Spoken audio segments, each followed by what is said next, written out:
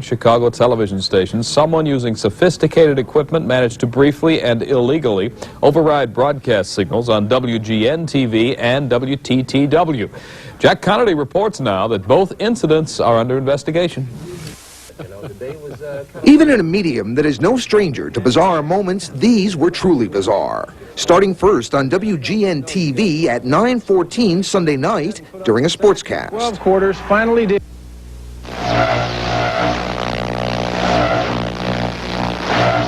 Take some pretty sophisticated microwave equipment operating in the broadcast auxiliary frequency bands and a significant amount of power. About 2 hours later, the video pirate struck again. This time, the target was a science fiction broadcast on PBS affiliate WTTW. And this time, it wasn't 25 seconds long. It ran for almost a minute and a half.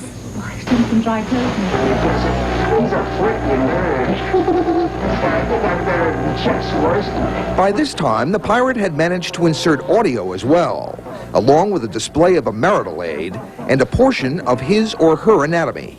It generated hundreds of calls. Really kind of expressing sympathy over the fact that our signal would be interfered with in this way and that it would inconvenience so many thousands of our viewers.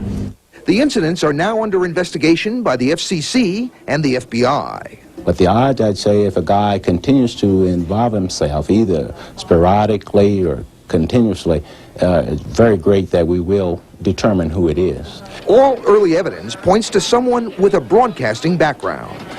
Someone who really knows the business and microwave in general.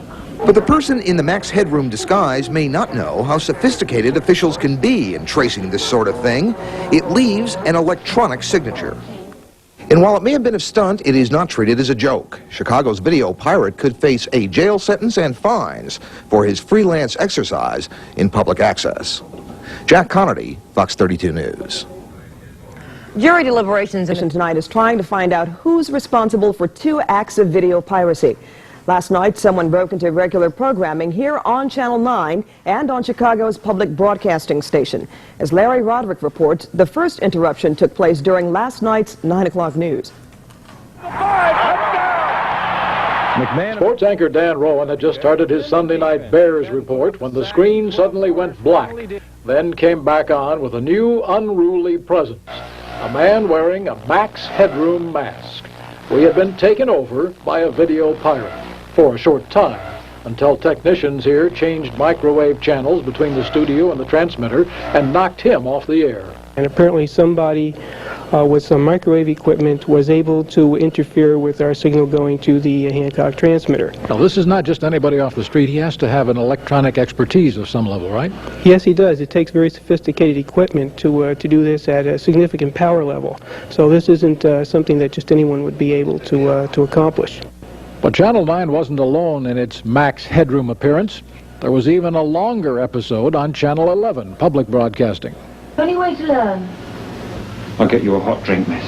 A little after 11 p.m., Doctor Who was knocked out by the Max look-alike, who pitched a soft drink, then performed a series of antics that station officials found less than humorous, before the pirate himself pulled the plug.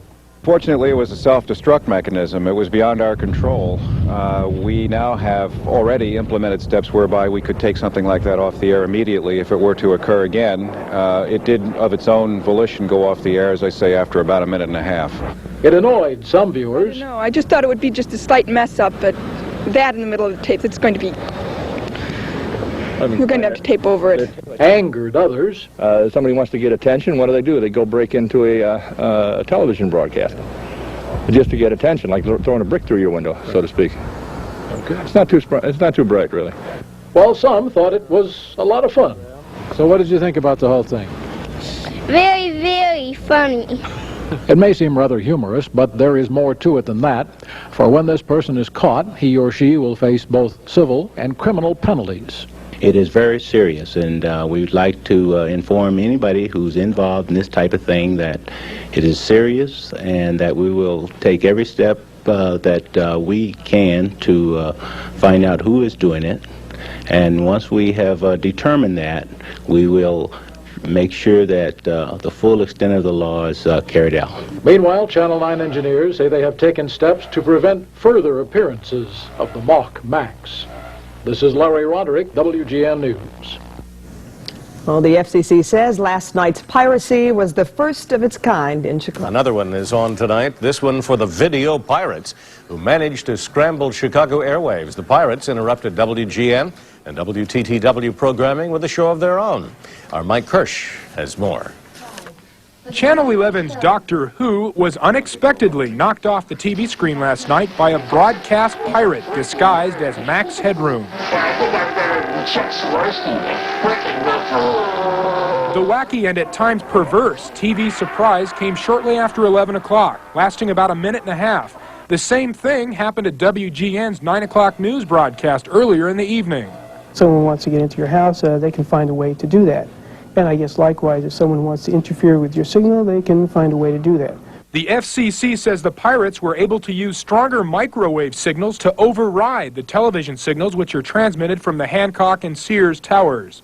Like to inform anybody involved in this kind of thing that there's a maximum penalty of $100,000, 1 year in jail, or both. The broadcast pirate who broke into HBO programming about a year and a half ago and threatened HBO with this message was caught by the FCC and fined $5,000 and was put on 1 year probation. The FCC says the wise guys who pulled off this latest stunt are in very big trouble.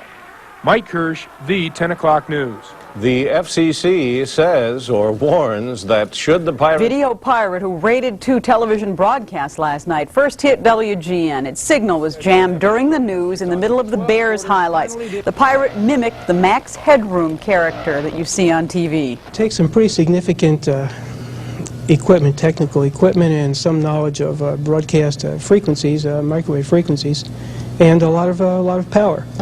Less than 2 hours later, Channel 11's broadcast of Doctor Who was disrupted. The 90-second interruption ended with the video pirate's bare bottom being spanked with a fly swatter. But his punishment will be far worse if he is caught. The maximum penalty is 1 year in jail and a fine. It says $100. I think it is a higher fine.